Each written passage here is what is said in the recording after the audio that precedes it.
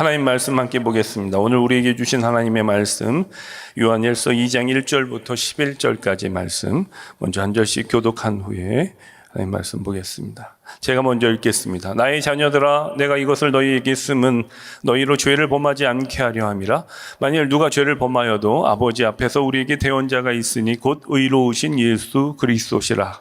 그는 우리 죄를 위한 화목제물이니 우리만 위할 뿐 아니요 온 세상의 죄를 위하심이라. 우리가 그의 계명을 지키면 이로써 우리가 그를 아는 줄로 알 것이요, 그를 아노라 하고 그의 계명을 지키지 아니하는 자는 거짓말하는 자요 진리가 그 속에 있지 아니하니라. 누구든지 그의 말씀을 지키는 자는 하나님의 사랑이 참으로 그 속에서 온전하게 되었나니 이로써 우리가 그의 안에 있는 줄을 아노라. 그의 안에 사라고 하는 자는 그가 하는 대로 자기도 행할지니라. 사랑하는 자들아, 내가 새 계명을 너희에게 쓰는 것이 아니라 너희가 처음부터 가진 옛 계명이니 이 옛 계명은 너희가 들은 바 말씀이거니와. 다시 내가 너희에게 새 계명을 쓰노니 그에게와 너희에게도 참된 것이라. 이는 어둠이 지나가고 참빛이 벌써 비침이니라. 빛 가운데 있다 하면서 그 형제를 미워하는 자는 지금까지 어둠에 있는 자요, 그의 형제를 사랑하는 자는 빛 가운데 거하여 자기 속에 꺼리낌이 없으나. 함께 읽겠습니다. 그의 형제를 미워하는 자는 어둠에 있고 또 어둠에 행하며 갈 곳을 알지 못하나니 이는 그 어둠이 그의 눈을 멀게 하였습니다. 아멘. 할렐루야. 예배 시간은 채움의 시간입니다. 가스가 떨어지면 자동차는 주유소에 가서 기름을 채웁니다. 예배 시간은 하나님으로부터 성령의 기름 부으심으로 우리의 영혼을 채우는 시간인 줄 믿습니다. 아멘. 오늘 이 시간 생명의 말씀으로 하나님 사랑으로 채워주시는 놀라운 하나님의 은혜를 경험하는 저와 여러분 되길 주의 이름으로 축원합니다. 아멘. 우리 옆 사람과 다시 한번 인사하겠습니다. 하나님이 채우십니다. 하나님이 채우십니다. 아멘. 가라앉고 있는 배의 선장이 나와서 사람들에게 이렇게 이야기합니다. 이제 이 배의 모든 편의시설이 무료입니다. 마음껏 즐기십시오. 가라앉고 있는 배의 선장이 나와서 한다는 말이 이제 모든 게 공짜니까 나와서 즐기라는 말을 하고 있습니다. 너무나 무책임한 리더이죠. 더 나아가서 굉장히 무서운 죄를 짓고 있는 리더의 모습을 보게 됩니다. 정상적인 선장이었다면 어떻게 했을까요? 빨리 구명조끼를 입으십시오. 그리고 구명보트를 타십시오. 어서 빨리 여기서 벗어나야 생명을 구할 수 있습니다. 보는 사람들에게, 또 보이지 않는 사람들에게 찾아가서 말할 수 있는 사람이 선장일 것입니다. 말씀을 준비하면서 이런 생각이 들었습니다. 내가 잘못하면 이 잘못된 선장과 같을 수 있겠구나라는 생각을 하게 됩니다. 시대가 시대인 만큼 더 분명하게 하나님의 뜻을 전할 수 있었으면 좋겠다라는 마음으로 오늘 말씀을 준비했습니다. 오늘 이 시간 사도 요한 역시 요한 일서의 편지를 보면 조금 다급한 마음으로 성도들에게 또 흩어진 초대교회 사람들에게 이 복음의 말씀을 전하는 것을 보게 됩니다. 특별히 이 편지를 쓰고 있는 목적에 대해서 사도 요한이 1절에 이렇게 고백하고 있습니다. 우리 다 같이 1절 함께 같이 읽겠습니다. 시작. 나의 자녀들아, 내가 이것을 너희에게 쓰면 너희로 죄를 범하지 않게 하려 함이라. 만일 누가 죄를 범하여도 아버지 앞에서 우리에게 대언자가 있으니 곧 의로우신 예수 그리스도시라. 아멘. 굉장히 다소 껄끄러운 이슈이고 피하고 싶은 주제 중에 하나는 죄에 대한 문제입니다. 그러나 우리가 이것을 가볍게 여길 수 없는 것은 죄의 문제 때문에 예수 그리스도가 이 땅에 오셨기 때문입니다. 그것 때문에 우리 주님이 십자가 지셨기 때문에 그렇습니다. 그래서 마냥 피할 수 있는 이야기만은 아니라는 사실입니다.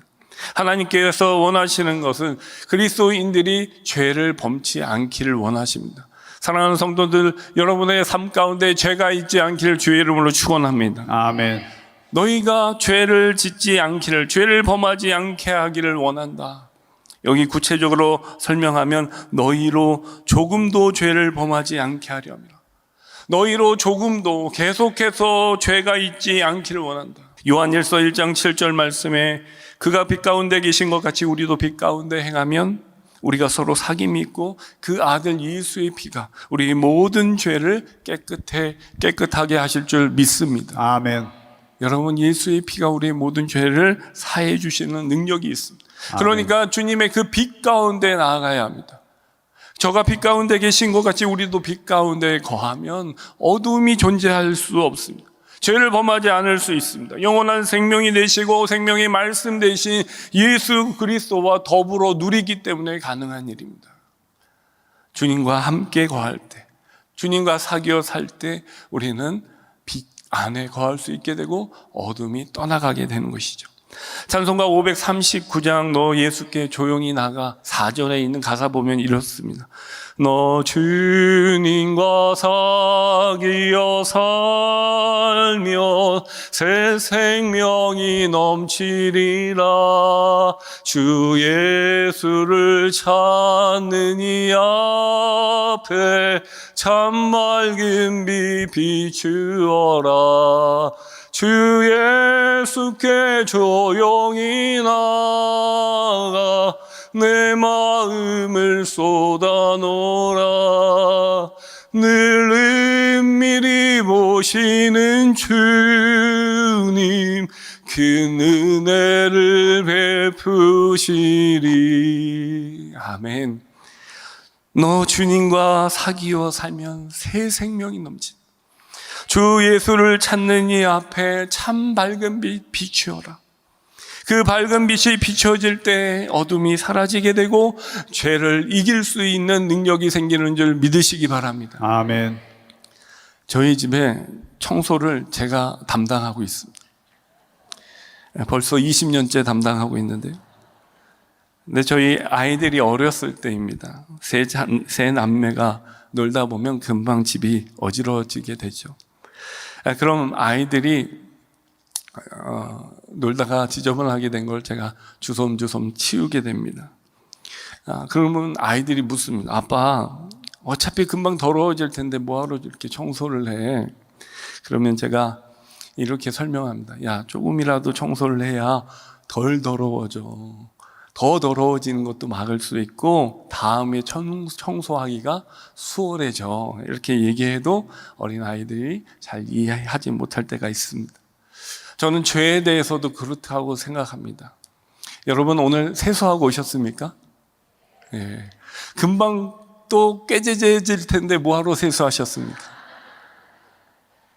내일도 세수하고 오셔야죠. 오늘 또 교회 오신다고 얼마나 또 세수하고 오셨잖아요. 그 세수하면서 느끼는 마음은 어떻습니까? 누가 볼 때 깨끗했으면 좋겠다. 또 주의 전을 찾을 때, 예배 드리러 올 때 우리가 깨끗했으면 좋겠다. 여러분, 죄에 대해서도 그렇습니다. 우리의 영혼 안에 내 마음은 그리스도의 집이라는 책이 있습니다. 내 마음에 그리스도의 집, 깨끗한 마음과 심령으로 영혼으로 주님 앞에 나아가 주님이 거하실 수 있는 성전이 되는 것입니다. 사랑하는 성도 여러분, 여러분 삶 가운데 죄와 가까이 하지 않고 죄와 싸워 이길 수 있는 믿음이 있기를 주의 이름으로 축원합니다. 아멘. 그러기 위해서는 죄를 늘 고백해야 합니다. 주님을 내 안에 모시고 살아야 합니다. 빛 대신 하나님과 죄된 어두움은 함께 공존할 수가 없습니다. 하나님은 빛이시고 생명 되시기에 어두움의 죄의 삶을 싫어하십니다. 적대하십니다. 원치 않으십니다. 경계하십니다. 왜냐하면 그것 때문에 예수 그리스도가 십자가에 달려 죽으셨기 때문에 그렇습니다. 그럼에도 불구하고 죄는 여전히 우리 가까이에 있습니다. 여전히 내 안에 있습니다. 죄가 우리를 삼키려고 할 때가 많습니다. 빛 가운데 나아가려고 하지만 그러지 못할 때 우리 예수 그리스도께서 완전한 용서로 우리를 지켜 보호하시는 것을 보게 됩니다. 우리가 죄에 고백할 때, 예수 그리스도의 그 이름을 믿을 때, 보혈의 능력을 믿을 때 우리의 모든 죄가 깨끗해지는 놀라운 은혜가 있는 줄 믿으시기 바랍니다. 아멘. 그래서 오늘 본문 1절에 이렇게 고백합니다. 만일 누가 죄를 범하였어도, 만일 누가 죄를 범하여도 아버지 앞에서 우리에게 대언자가 있으니 곧 그리스도 예수라. 여기서 대언자라는 말은 파라클로테스입니다. 중보자, 성령님을 의미합니다. 사도 요한은 오늘 요한 1서에서 중보자 성령님에게 표현하는 이 파라클레토스를 예수님에게 적용하고 있습니다. 예수님은 우리의 중보자가 되신, 예수님은 우리에게 변호인이 되신. 우리가 누구의 이름으로 여기 나왔습니까? 여러분, 누구의 이름으로 예배드립니까? 누구의 이름으로 보좌 앞에 나갑니까? 예수 그리스도입니다. 예수 그리스도가 우리에게 진리가 되고 길이 되는 줄 믿으시기 바랍니다. 아멘. 그분이 생명이 되십니다. 아멘. 그분이 우리를 아버지 앞에서 변호해 주시는 의로우신 예수 그리스도 대언자가 되어 주신다고 말씀하십니다. 실력 있는 변호사입니다. 여러분, 요즘 변호사들이, 전문 변호사들이 많아지고 있어요. 의료사고 전문 변호사, 교통사고 전문 변호사, 이혼 전문 변호사. 우리 예수님은 어떤 변호사냐? 죄에 대한 문제는 완전히 해결해 주시고 의뢰자를 승리로 이끌어 주실 능력 있는 대언자인 줄 믿으시기 바랍니다. 아멘. 우리 예수 그리스도는 더 나아가 2절에 이렇게 고백합니다. 2절 같이 읽을까요? 시작. 그는 우리 죄를 위한 화목제물이니 우리만 위할 뿐 아니요 온 세상의 죄를 위하심이라. 하나님 앞에서 우리의 죄를 변호해 주실 뿐만 아니라 화목제물로 온 세상의 죄를 위해 이 땅에 오신 예수 그리스도라고 말씀하고 계십니다. 우리의 죄를 담당하시고 우리 대신하여 십자가 지시, 거기서 물과 피를 다 쏟아 우리의 화목제물 되어 주셨다 말씀하고 계십니다. 그분이 우리와 함께 계실 때 우리는 절망하지 않는다는 것이죠. 낙심하지 않을 수 있다는 것입니다. 그리스도인은 죄를 범하지 않도록 그래서 힘써야 합니다. 비록 죄가 있을지라도 그 죄 가운데에 거할지라도 하나님 앞에서 이 죄를 자백하고 고백하면서 예수를 의지해야 합니다. 요한일서 1장 9절에 이렇게 말씀하십니다. 저는 믿보시고 의로우사 우리 죄를 사하시며 우리를 모든 불의에서 깨끗하게 하실 것이요. 예수 그리스도는 믿부시고 의로우사. 여기서 믿부시다 피스토스입니다. 끊임없이 우리를 위하여 중보하시고 신실하게 일하시고 역사하시는 하나님, 우리의 죄를 사하시며 우리를 모든 불의에서 깨끗하게 하실 완전한 용서를 선포하시고 우리를 보호하시는 분이 하나님이신 줄 믿으시기 바랍니다. 아멘. 모든 불의에서 우리를 깨끗하게 하신 완전한 용서를 우리가 부여받았습니다. 그런데 이것을 악용하는 사람이 있습니다. 하나님이 다 용서하신다고 하셨어? 어차피 지을 죄, 실컷 지은 죄를 지어놓고 예수님께 용서받으면 되지. 여러분, 그것은 옳은 일이 아닙니다. 그것은 죄를 가볍게 여기는 것입니다. 죄를 없다고 여기는 것입니다. 죄를 심각하게 느끼지 못하는 것입니다.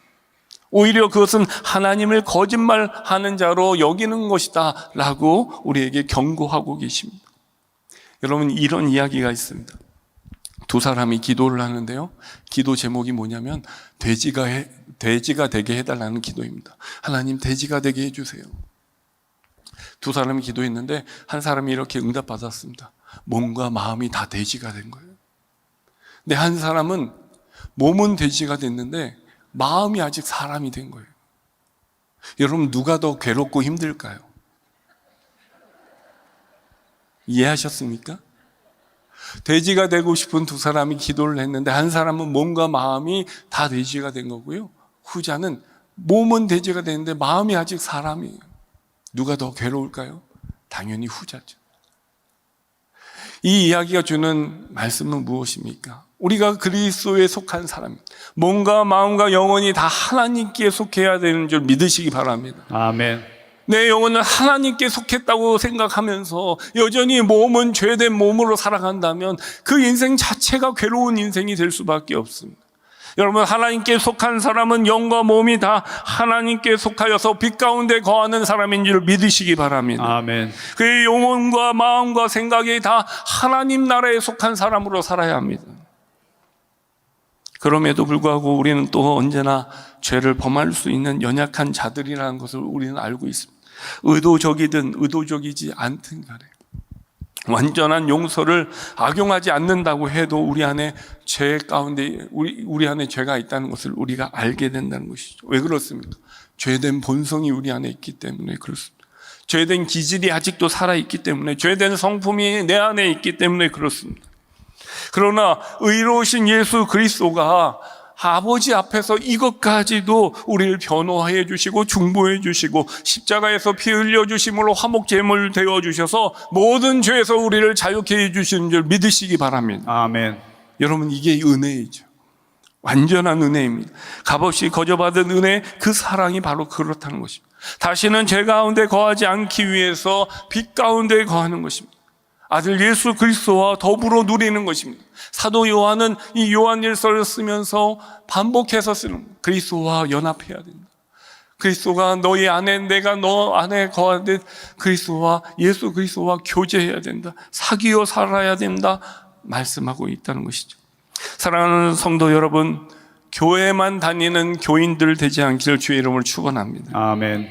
믿음을 가지고 거룩한 성품에 참여하여서 하나님이 거룩하니 너희도 거룩하라고 말씀하신 그 말씀을 붙들고 기도하는 사람, 그 사람은 성도입니다. 거룩한 무리. 더 나아가서 주님 뜻대로 어떻게 하면 더 살아갈 수 있을까 고심하고 기도하고 내 몸을 복종시켜서 주님 뜻대로 살아보려는 사람은 하나님의 자녀라고 이야기합니다. 더 나아가서 영적인 선한 싸움을 싸우고 악한 영들과 싸워서 중보하고 기도하고 열방과 민족을 향하여 하나님의 심정으로 싸우는 주의 군사들이 또 있다는 사실입니다. 사랑하는 성도 여러분, 교회를 출입하는 교인으로만 만족하지 마십시오. 교인에서 뛰어넘어 거룩한 성품에 참여하는 성도가 되십시오. 주님 뜻대로 살아보려고 하는 하나님의 자녀가 되시길 바랍니다. 선한 영향력을 가지고 영적인 싸움에서 승리하는 주의 군사자가 되시기를 주의 이름을 축원합니다. 아멘. 그런 하나님의 사람들, 예수를 믿고 따르는 사람들의 삶이 어떠해야 하는지 오늘 본문 3절이 이렇게 이야기하고 있습니다. 우리 3절 다 같이 한번 읽어보겠습니다. 시작. 우리가 그의 계명을 지키면 이로써 우리가 그를 아는 줄로 알 것이요. 계명을 지키면 우리가 그를 아는 줄 알 것이다. 계명을 지키면 그를 알게 된다는 것이죠. 계명은 엔톨레입니다. 그 계명을 지키는 것이 주님을 아는 것이라고 오늘 설명하고 있습니다. 이 엔톨레는 계명으로 우리가 생각하고 있는 율법이 아닙니다. 이 엔톨레는 예수님의 가르침을 지키고 순종하는 것을 뜻합니다. 예수님의 그 가르침 안에 거하는 것입니다. 그 가르침 안에서 순종하는 것입니다. 그리고 그 예수 안에 거하는 것입니다. 예수를 안에 거하면서 그분이 명령하신 그 계명을 지킬 때 우리는 예수를 알게 되는 것이죠.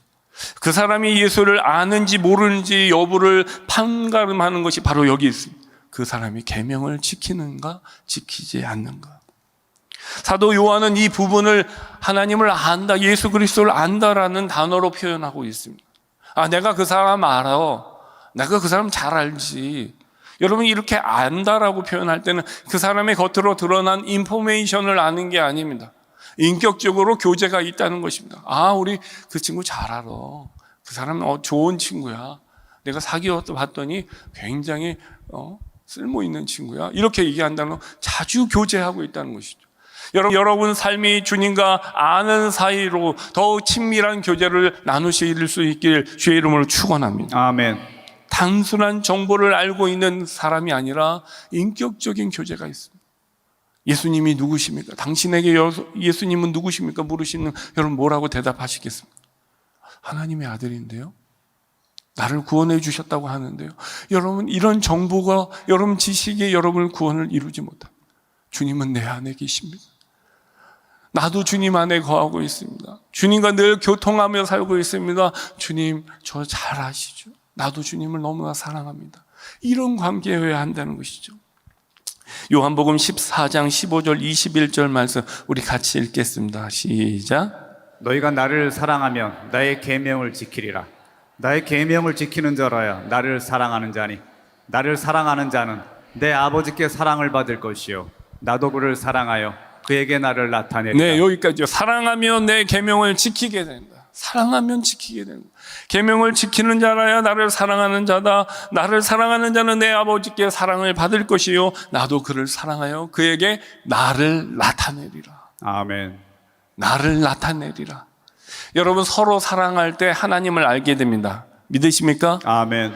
서로 사랑할 때 하나님을 아는 것 그 이상으로 우리의 사랑 안에 하나님이 우리의 사랑 안에서 하나님이 드러나시는 줄 믿으시길 바랍니다. 아멘.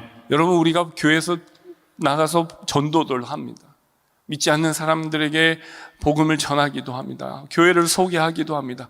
그러나 우리가 소개하는 것 그 이상으로 우리의 신앙생활 자체가 예수가 드러나고 하나님이 드러나는 신앙생활이 되어야 될 줄 믿습니다. 아멘. 여러분, 우리 안에 교제가 일어납니다. 사랑이 일어납니다. 저긴 무슨 교회인데 저렇게 사랑이 많어. 무슨 교회가 저렇게 위로가 많고 격려가 많고 서로 돌아보고 같은 마음과 같은 성령 안에서 기도하기를 힘쓰고, 그럴 때 우리의 신앙생활 안에서, 우리 교회 생활 안에서 하나님을 아는 것 이상으로 하나님이 드러나게 되는 줄 믿으시기 바랍니다. 아멘. 저절로 저절로 드러나는 거예요. 저분 보면은 하나님 믿고 싶어. 하나님이 드러나는 것 같아. 예수가 드러나는 것 같아. 여러분, 사람들이 여러분의 삶을 통해, 여러분의 신앙생활을 통해 하나님이 드러나는 것을 통하여 예수 믿으려는 자들이 있어야 되는 줄 믿습니다. 아멘. 그럼에도 불구하고 우리는 그렇게 하지 못할 때가 많다는 것이죠. 요한복음 14장 23절 24절 우리 같이 읽겠습니다. 시작. 그를 사랑하면 내 말을 지키리니 내 아버지께서 그를 사랑하실 것이요 우리가 그에게 가서 거처를 그와 함께 하리라. 나를 사랑하지 아니하는 자는 내 말을 지키지 아니하나니 너희가 듣는 말은 내 말이 아니요 나를 보내신 아버지의 말씀이니라. 사람이 나를 사랑하면 내 말을 지킬 것이다. 내 아버지께서 그를 사랑하실 것이요 우리가 그에게 가서 거처를 그와 함께 하리니 나를 사랑하지 아니하는 자는 내 말을 지키지 아니할 것이다. 베드로가 3번 예수님을 부인하고 고기 잡는 어부로 다시 돌아갑니다. 그 어부의 생활로 돌아간 베드로를 예수님이 찾아가시죠. 그리고 예수님이 물으십니다. 내가 나를 사랑하느냐? 내가 나를 사랑하느냐? 3년 동안 동거동락한 수제자 베드로였습니다. 그러나 배신하고 주님을 모른다고 하고 도망쳤습니다. 배신의 아이콘으로 낙인 찍힐 수 있는 그였습니다. 그의 죄에 대해서 묻지 않으셨습니다. 그를 찾아가신 주님께서 그에게 물으신 것은 죄가 아니었습니다. 너 왜 그랬니? 왜 나를 배신했니? 내가 너를 사랑하는데 너는 나를 사랑하느냐? 너는 나를 사랑하느냐? 죄의 관심보다 하나님은 베드로를 통해 사랑의 관계를 확인하고 싶었습니다. 너는 나를 사랑하느냐? 너는 나를 사랑하느냐? 내가 주님을 사랑하는지 당신이 아십니다. 그 다음 예수님이 베드로에게 다시 묻습니다. 내 양을 치라, 내 양을 먹이라. 하나님이 그에게 사명을 주시고 계명을 주시는 것을 보게 됩니다. 사랑의 교제를 통해 다시 한번 회복시켜 주시고 그 회복된 그 베드로에게 사명을 주시고 계명을 지키라고 명령하시는 것이죠. 오늘 본문 4절의 말씀 보면 이렇게 나와 있습니다. 우리 같이 읽겠습니다. 시작. 그를 아노라 하고 그의 계명을 지키지 아니하는 자는 거짓말하는 자요 진리가 그 속에 있지 아니하되. 안다고 하면서 순종하지 않는 자는 그리스도인이 아니다라고 명확하게 강조하고 있는 말씀입니다. 그를 아노라 하고 계명을 지키지 않는 자는 거짓말하는 것이고 그 안에 진리가 그 속에 있지 않다고 말씀하십니다. 결국 말뿐인 믿음은 죽은 믿음이라는 것이죠. 그 안에 거짓됨과 진리가 없다면 그는 하나님 나라에 들어가지 못한다 말씀하십니다. 마태복음 7장 21절 나더러 주여 주여 하는 자마다 다 천국에 들어가는 것이 아니요 다만 하늘에 계신 내 아버지의 뜻대로 행하는 자라야 들어가리라. 아멘. 여러분 안에 주여 주여 다 할 수 있죠. 주여 주여를 할 정도면 주님을 아는 사람입니다. 그러나 주여 주여 한다고 천국에 들어가는 것이 아닙니다. 하나님 뜻대로 행하는 자, 그가 명령하신 대로 그 계명을 지켜 행하는 자가 천국에 들어가는 줄 믿으시기 바랍니다. 아멘. 그분의 계명 아래, 그분의 통치 아래, 그분이 명령하신 대로 그분의 뜻대로 산다는 것은 그분의 통치 아래에 거한다는 것입니다. 그분의 다스림 안에 거한다는 것입니다. 그러나 하나님을 떠나 다른 세상 방식, 세상 목적의 지배를 받는 사람들, 자기 욕망을 위해 살아가는 사람들, 자기 욕망의 지배를 받고 있는 사람들은 어두운 가운데 있을 수밖에 없다는 것이죠. 법을 어기면 그것은 위법이 되는 것입니다. 범법 행위가 일어나는 것이죠. 그것은 죄가 됩니다. 불법은 죄가 된다고 말씀하십니다. 이 죄는 하나님과의 교제를 방해합니다. 이 죄는 하나님과의 단절을 의미합니다. 하나님 안에서 누릴 수 있는 기쁨이 그때부터 사라지게 됩니다. 근심과 걱정이 일으켜집니다. 성도를 무기력하게 만드는 것 바로 사단의 무기, 죄라는 것이죠. 하나님과 더 깊은 관계를 이어가지 못하도록 그 죄가 가로막는 것입니다. 더 하나님과 교제해서 그 하나님 사랑을 풍성하게 누릴 수 있는 사람이 죄로 인하여 하나님도 알지 못할 뿐만 아니라 그의 삶을 통하여 하나님이 드러나지 못하는 엄청난 죄악 가운데, 어둠 가운데 거할 수밖에 없다는 것이죠. 히브리서 6장 4절에서 6절 말씀, 이런 말씀이 있습니다. 같이 읽겠습니다. 시작. 한 번 빛을 받고 하늘의 은사를 맛보고 성령에 참여한 바 되고 하나님의 선한 말씀과 내세의 능력을 맛보고도 타락한 자들은 다시 새롭게 하여 회개하게 할 수 없나니 이는 그들이 하나님의 아들을 다시 십자가에 못 박아 드러내놓고 욕되게 함이라. 한 번 빛을 받았습니다. 예수 그리스도를 나의 구주로 고백할 수 있는 그 빛을 받았습니다. 하늘의 은사를 맛보았습니다. 그 은혜를 체험했습니다. 성령에 참여한 바가 되었습니다. 하나님의 선한 말씀과 내세의 능력, 구원의 확신을 그 말씀 안에서 깨달은 사람입니다. 그런데 이런 사람이 타락한 자가 되었습니다. 다시 새롭게 하여 회개할 수 없는 지경에 빠지게 된 것입니다. 이는 그들이 하나님의 아들을 다시 십자가에 못 박아 드러내놓고 욕되게 함이라. 하나님을 경험하고 은혜 안에 거한 줄 알고 하나님의 말씀을 가지고 생명력 있게 살아가는 하나님의 백성이 어떤 삶인지를 깨달은 사람이 죄로 인하여 타락하면 회개하지 못할 만큼 무너지게 되는 것입니다. 왜요? 그의 아들 예수 그리스도를 다시 십자가에 못 박는 일이 되고 말기 때문에 그렇습니다. 더 나아가 이는 배도하는 자요, 하나님을 배신하는 자로 남을 것이라고 오늘 성경은 이야기해 주고 있습니다. 사랑하는 성도 여러분, 은혜 받는 것이 너무 좋은 일입니다. 은혜는 우리가 늘상 받아야 합니다. 그러나 반드시 그 은혜 가운데는 책임과 의무가 있다는 것입니다. 어두움이 내 삶에 들어오지 못하도록 늘 깨어 기도하며 하나님의 뜻을 쫓아야 되는 줄 믿으시기 바랍니다. 아멘. 많은 사람들이 등산할 때 올라갈 때보다 내려올 때 더 많은 사고를 낸다고 합니다. 올라갈 때는 혹시나 다칠까 염려하면서 조심조심 올라갑니다. 그런데 내려올 때는 긴장도 풀리고 올라갈 때보다 힘이 덜 들어가다 보니까 사고가 많아진다고 이야기합니다. 우리 안에 보배로운 믿음을 하나님이 허락해 주셨습니다. 믿음의 전진이 있게 하셨습니다. 믿음의 진보가 있게 하셨습니다. 성숙한 그리스도인으로 살게 하셨습니다. 너무나 중요한 일이고 어려운 일입니다. 그런데 그렇게 온전하게 하나님 앞에 드려진 보배로운 믿음이 어느 순간 죄로 인하여 무너지게 되면 순식간에 무너지게 되는 것을 보게 됩니다. 무너지는 것은 너무나 쉽게, 너무나 짧은 시간에 무너지게 되는 것을 보게 된다는 것이죠. 요한일 2장 5절에서 6절 말씀, 이 말씀을 같이 한번 읽어보겠습니다. 시작. 누구든지 그의 말씀을 지키는 자는 하나님의 사랑이 참으로 그 속에서 온전하게 되었나니 이로써 우리가 그의 안에 있는 줄을 아노라.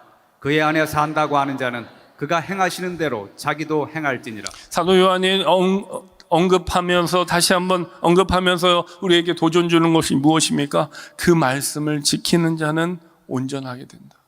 그 온전하게 된 그 사람은 그리스도 안에 거하는 사람이다. 그 안에 산다는 것은 그가 행하신 대로 자기도 행할 줄 아는 사람이라는 것이죠. 사랑하는 성도 여러분, 여러분의 삶에 있어서 하나님의 온전하심이 있길 주의 이름으로 축원합니다. 아멘. 그 온전하다는 것은 주님 안에 있는 것입니다. 주님이 행하신 대로 나도 행할 수 있게 되는 것입니다. 그럴 때 죄악된 어둠이 우리 삶 가운데 침범하지 못하게 됩니다. 그런데도 불구하고 오늘 말씀 9절과 11절에 이렇게 성경은 우리에게 말씀하십니다. 같이 읽겠습니다. 시작. 빛 가운데 있다면서 그 형제를 미워하는 자는 지금까지 어둠에 있는 자요, 그의 형제를 미워하는 자는 어둠에 있고 또 어둠에 행하며 갈 곳을 알지 못하나니 이는 그 어둠이 그의 눈을 멀게 하였습니다. 형제를 미워하는 자는 어두운 가운데 있는 것이다. 어두운 가운데 행하는 자는 하나님 안에 거하지 않고 있다라고 이야기합니다. 비록 그들이 말로는 영원한 빛 가운데 있다고 이야기합니다. 그러나 여전히 누군가를 미워하고 원망하고 시기하고 질투하고 있고 저주하려는 마음이 있다면 그는 참된 빛을 깨달았을지라도 그는 실로 아직 어두운 가운데 있는 사람이라고 이야기하고 있는 것이죠. 따라서 어디로 가야 할지 알지 못하는 눈먼 사람이라는 것입니다. 빛이 있을 때 우리가 볼 수 있게 됩니다. 빛이 있을 때 우리 주님을 보게 되는 것이죠. 근데 빛이 사라지고 어두운 가운데 있으면 눈먼 자가 되는 것입니다. 진리를 바르게 분별할 수 없게 되는 것이죠. 고린도후서 4장 4절에 이렇게 고백합니다. 그중에 이 세상 신이 믿지 아니하는 자들의 마음을 혼미케 하여 그리스도의 영광의 복음의 광채가 비추지 못하게 함이니, 세상 신 마귀가 믿지 아니하는 자들의 마음을 혼미케 한다. 믿는 자들의 마음도 혼미케 합니다. 그리고 그리스도의 영광의 복음의 광채가 비춰지지 못하도록, 빛 안에 거하지 못하도록 우리 삶 가운데 마귀가 틈을 타 우리를 미혹해 한다는 것이죠. 이 세상 마귀는 그런 역할을 합니다. 진리를 깨닫지 못하게 합니다. 어두운 가운데 행하게 만든다는 것입니다. 사랑하는 성도 여러분, 이런 말이 있습니다. 우리 같이 한번 읽어보겠습니다. 시작. 살찌는 것을 싫어한다고 해서 살이 빠지지는 않는다. 네, 우리 청년들이 하는 말입니다. 살찌는 것을 싫어한다고 해서 저절로 살이 빠지지는 않는 거예요. 이걸 풀어서 얘기하면 이렇습니다. 다이어트를 해야 한다고 생각만 하면서도 먹는 건 포기하지 않아요. 목사님, 내일부터 안 먹을게요. 여러분, 죄도 그렇습니다. 죄를 싫어합니다. 성도들 중에 죄를 좋아할 사람은 없습니다. 다 죄를 싫어합니다. 그럼에도 불구하고 죄를 안 짓는 사람은 없다는 거예요. 죄를 싫어하면서도 어느새 부지 중에도 내 삶에 죄가 들어오는 것을 막지 않는 것입니다. 죄를 안 지을 수 있도록 늘 하나님과 동행해야 합니다. 하나님의 명령을 지켜 행하려고 합니다. 그 온전함 가운데 나아가려고 해야 합니다. 그런데 그렇게는 하지 않는다는 것이죠. 사랑하기 어려운 사람들이 있을 수 있죠. 내 마음에 미운 짓만 골라서 하는 그 사람, 물론 그 사람에게도 문제가 있을 수 있습니다. 하지만 어느새 우리가 주님 안에 거한다면 우리 안에 미운 사람이 없어야 합니다. 예수 믿는 사람은 미운 사람 없는 사람입니다.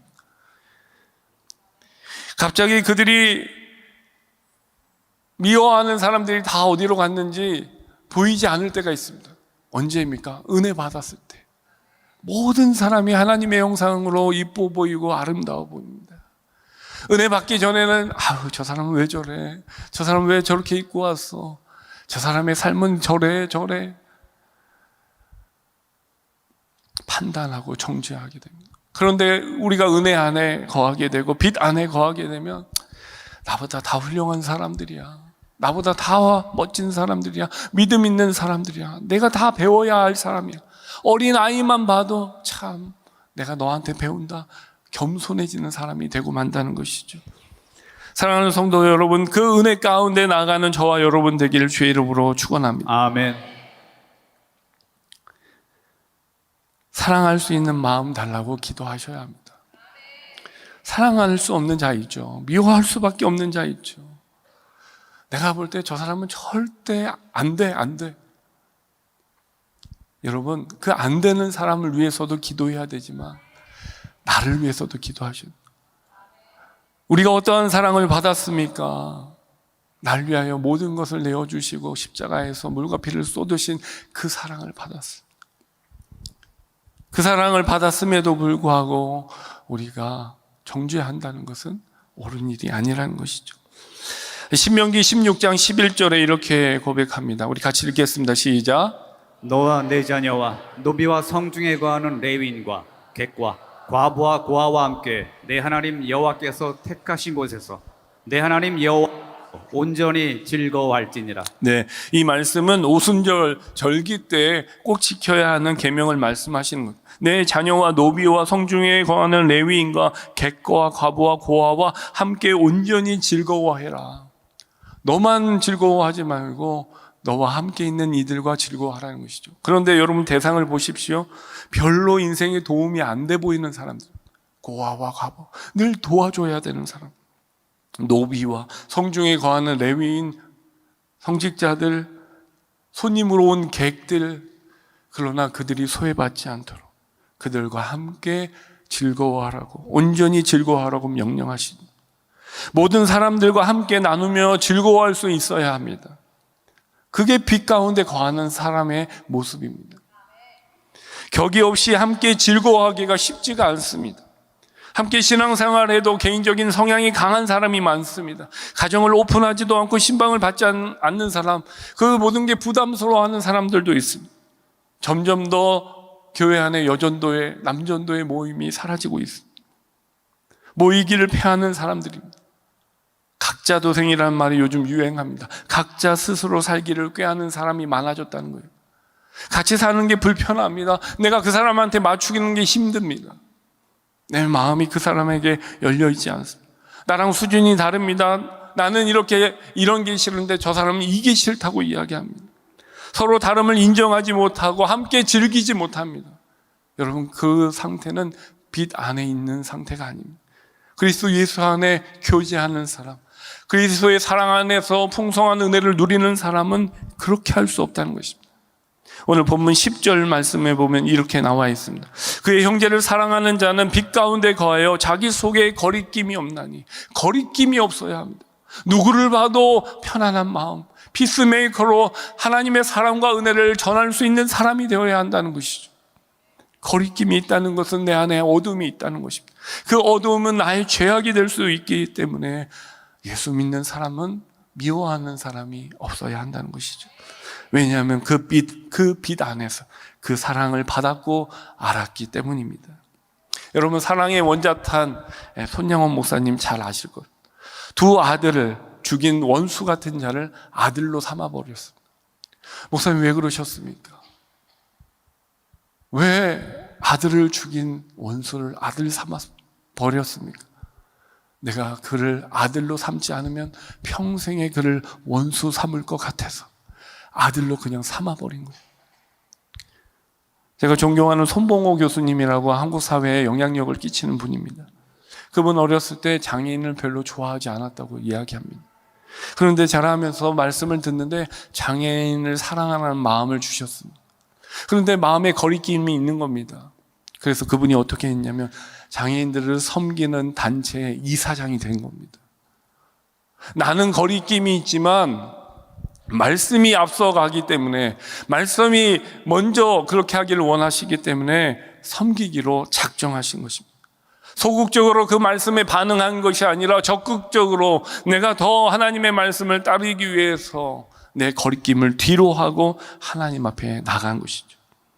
나는 원치 않아도 말씀이, 계명이 원하시기 때문에 나는 죽고 내 안에 예수와 예수의 말씀이 살아 움직일 수 있도록 마음을 낮추고 섬겼다는 사실입니다.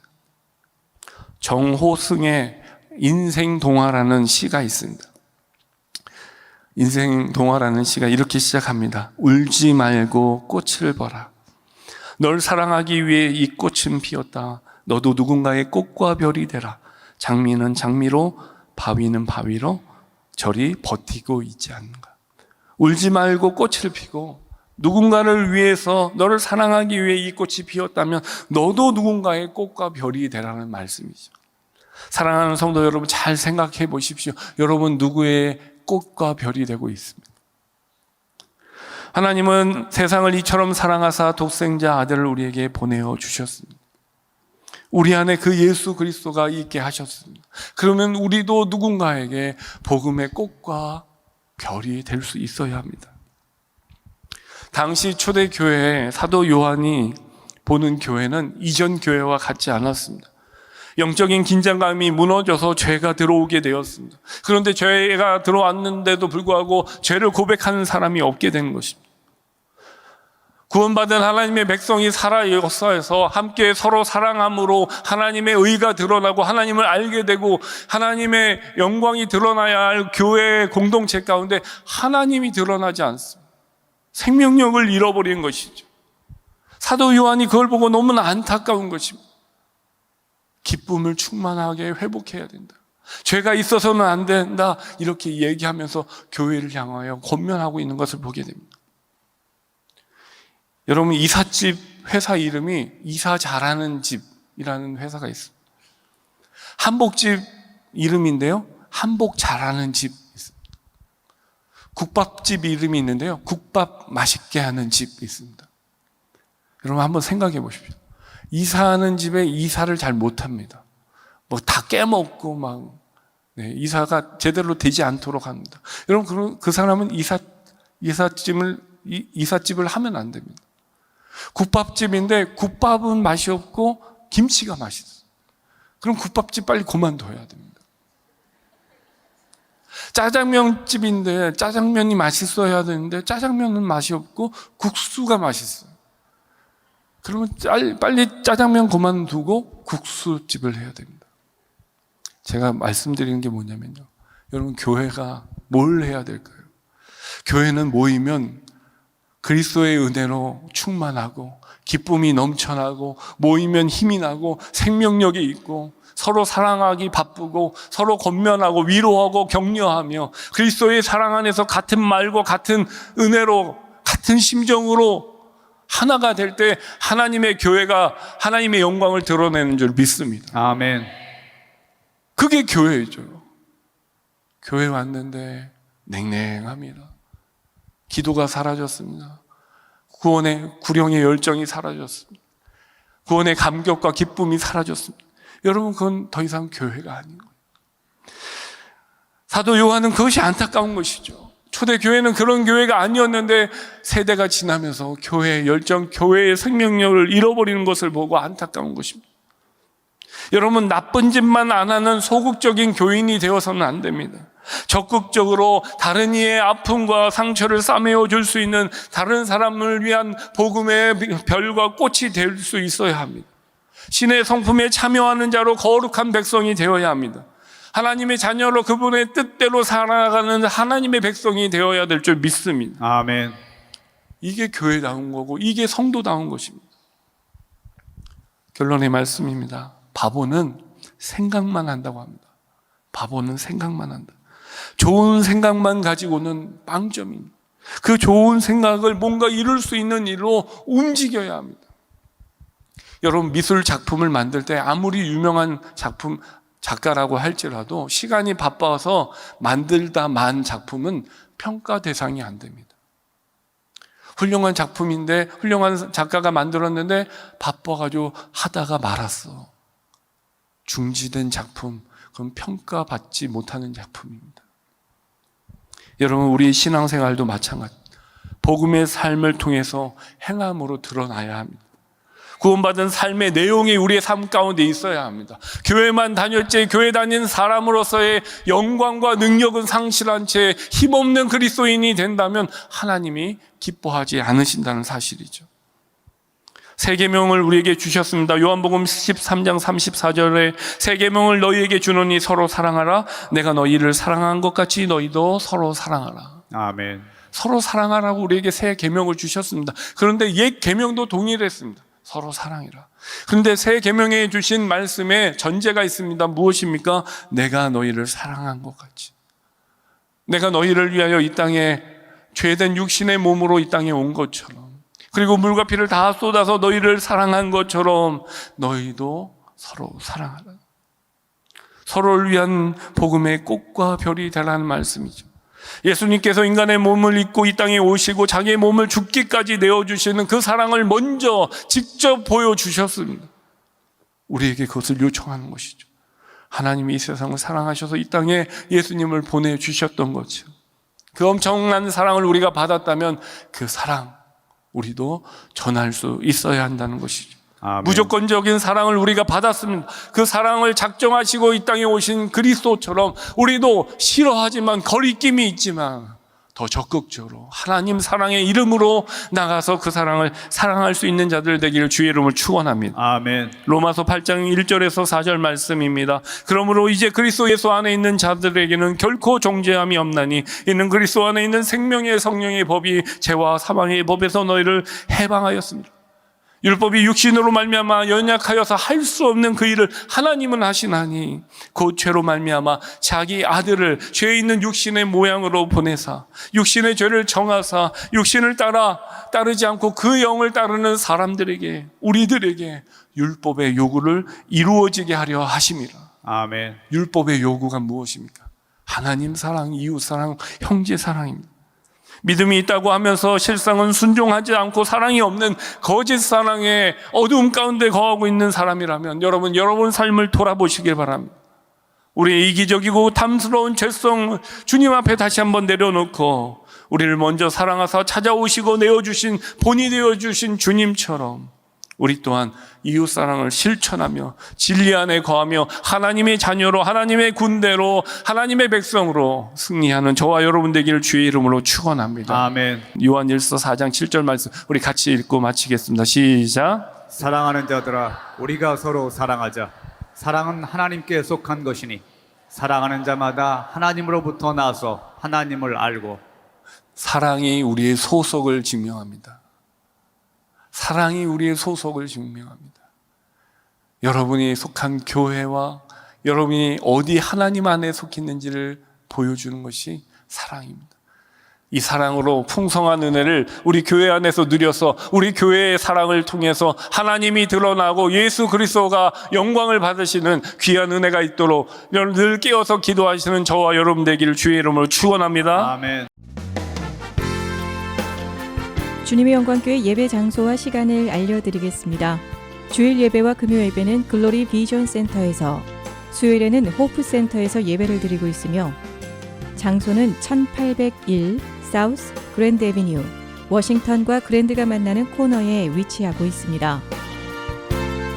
주일 예배는 1부 8시에 전통 예배로 드려지고 있으며 2부 예배는 10시 30분에 영광 예배로, 20대와 30대 청년들의 젊음 예배가 오후 1시에 3부 예배로 드리게 되며, 한편 영어권 EM 예배는 오후 1시에 호프센터 2층 하이웨이에서 예배가 있습니다. 수요 예배와 금요 예배는 오후 7시 30분이며 새벽 예배는 월요일에서 토요일까지 오전 6시에 예배가 있습니다. 주님의 영광교회 전화번호는 213-749-4500번입니다. 그리고 저희 웹사이트 주소는 www.gcjc.org로 들어가셔서 교회에 대한 자세한 소식과 주일 설교 및 라이브 예배 실황을 보실 수 있으며, 온라인 헌금을 하시기 원하시는 분은 교회 웹사이트에서 하실 수 있습니다. 지금까지 주님의 영광교회 설교 말씀에 참여하신 여러분 감사합니다.